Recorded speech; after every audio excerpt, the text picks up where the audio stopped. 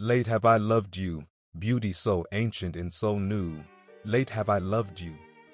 Lo, you were within, but I outside, seeking there for you, and upon the shapely things you have made I rushed headlong, I, misshapen. You were with me, but I was not with you. They held me back far from you. Those things which would have no being, were they not in you? You called, shouted, broke through my deafness. You flared, blazed, banished my blindness. You lavished your fragrance, I gasped, and now I pant for you. I tasted you, and now I hunger and thirst. You touched me, and I burned for your peace.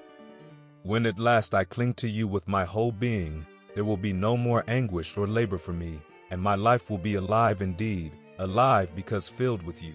But now it is very different. Anyone whom you fill, you also uplift. But I am not full of you, and so I am a burden to myself.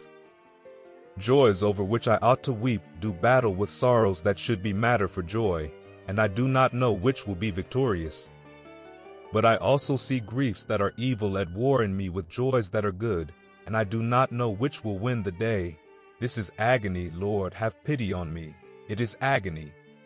See, I do not hide my wounds. You are the physician and I am sick.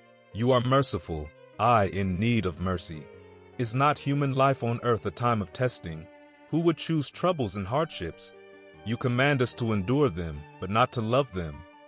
No one loves what he has to endure, even if he loves the endurance, for although he may rejoice in his power to endure, he would prefer to have nothing that demands endurance. In adverse circumstances I long for prosperity, and in times of prosperity I dread adversity. What middle ground is there between these two, where human life might be free from trial? Woe betide worldly prosperity, and woe again from fear of disaster and evanescent joy.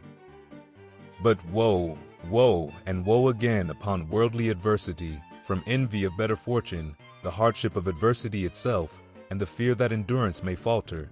Is not human life on earth a time of testing without respite?